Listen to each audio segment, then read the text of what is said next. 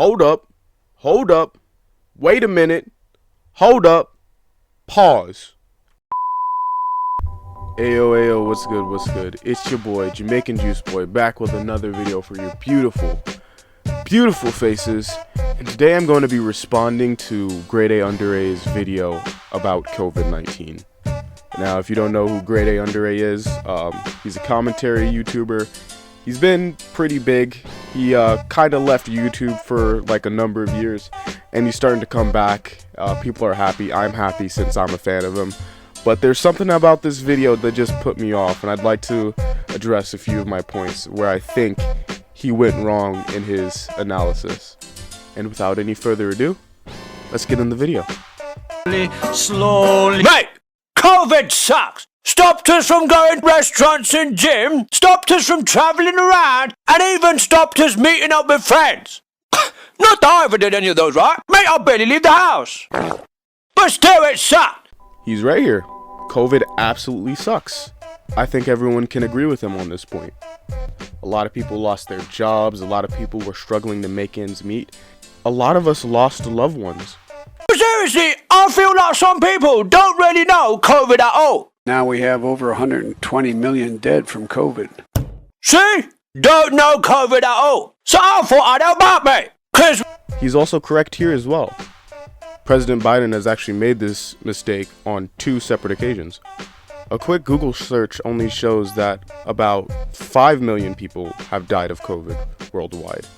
We all want to defeat COVID, right? And to defeat your enemy, you must first know your enemy. So in order to fully know COVID, right, I thought I'd make a quick video showing just how deadly it is by looking at the numbers. Cause what's that quote, right? Men lie, women lie, but numbers don't lie. See? They don't lie. And come to my Twitch afterwards, right? We'll have a nice debate about all this if facts make your butt hurt. Let's go! Once I start in counting, it's very hard to stop. Let's do a fun little exercise. Okay, to start, right, let's pick a random number of people. I don't know, let's say, 37,594. Yep, totally random. This is 1 pixel, and this is 37,594 pixels. Each pixel representing 1 person in our test group. Say hi, test group. Hello. Hi. Alright, mate. Aren't they cute? Okay, so let's take this group of 37,594 people, right, and infect them all with COVID. Okay. Pause. Put the brakes on. Real quick. This sample size is way too small. And this will cause problems later on in the video. Keep watching, you'll see why. For science! And in order to understand just how deadly COVID is, right, or isn't, let's run a little simulation on our cute little test group to see how badly it decimates them. Let's go! I could count forever, count until I drop. So first of all, right, we need to know how many of our test group will die by finding out COVID's kill rate. COVID is deadly grade. Bet it's like 70% or something. Wrong! It's just over 2%. What? Yeah, mate. 220 million have gotten COVID with final outcome so far, of which over 215 million have survived. That's a 98% survival rate. Really? This is another big problem in the video. He holds percentages over actual numbers. He uses the 2% death rate as if it's insignificant, which it would be with a smaller number like 37,000, but most certainly is not insignificant when we're talking about the population of a city or a population of a country or even the world population. 2% of the US population is still 6.5 million people. Mate, that's pretty crap for a deadly disease, not gonna lie. Pussy. Which, if we apply to our simulation, that means that of our 37,594 people who we gave COVID, right, a grand total of 838 will die. Rest in peace, boys. See, this is where the problem is. He applies those percentages to his relatively small control group, and as a result, he makes those percentages and statistics seen as less significant. But let's analyze those 838 further by seeing what ages COVID affects. Count until I drop. 1, 2, 3. COVID is deadly great. It kills people of all ages, young and old, equally and indiscriminately. Wrong! Because according to these death numbers from the CDC, combined with these numbers from the US Census, if you're over 45, you are literally 958 times more likely to die from COVID than someone under 18. What? And if you're over 65, mate, you're almost 2,500 times more likely to die. Oh my God! Yeah, mate, COVID is an old people disease. Only 3% of all COVID deaths are under 45. And 45 is not even that young in the first place. Simulation time. Which means that of our 838 that died from COVID, right? Unlucky boys. The amount that we would expect to be younger than 45 is just 25 of them.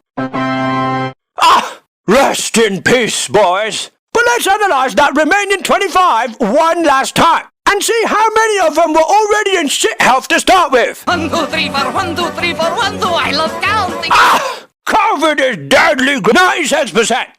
Let's skip the foreplay, do you know what I mean? Listen, it was 99% overall, right? But for people under the age of 45 who died from COVID, 96% of them had some other serious underlying health condition. Yeah, rest in peace, you cunts. Listen, thus we get our conclusion from our simulation, mate, that for every 37,594 people who get the deadly COVID, the amount of people it would kill who are old as fuck and are already in shit health to begin with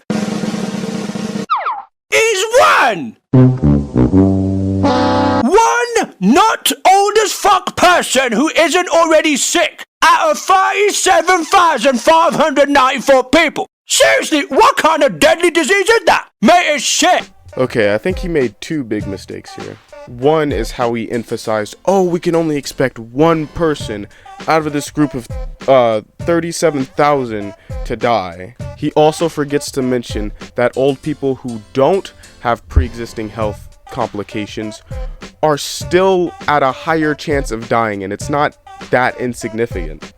He also forgets to mention the reason why the death rate is only at 2% or so is because how society as a whole has reacted to the virus.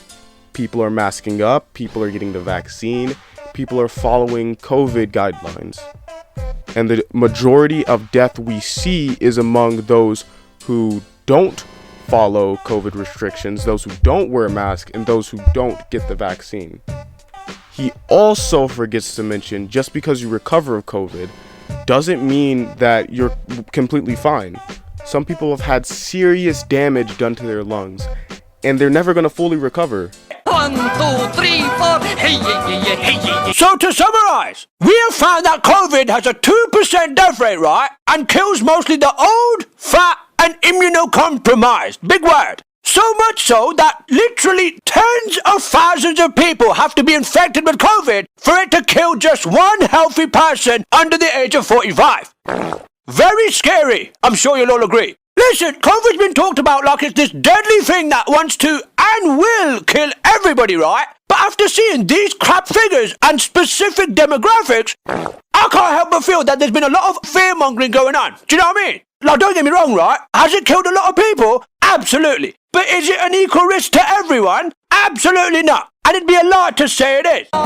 Okay, I like how he acknowledged that a lot of people have died of COVID at the very end. But I don't like how he waited till the very end to state that. I still like you, GradeAunderA. Pretty cool YouTuber. Still a fan of you. Just thought you could have done a little better on this one. Alright, and that's the video. If you enjoyed, like, subscribe, ring that bell. Follow me on Instagram if you want more content from me. And I'll see your beautiful, beautiful faces in the next video. Bye-bye.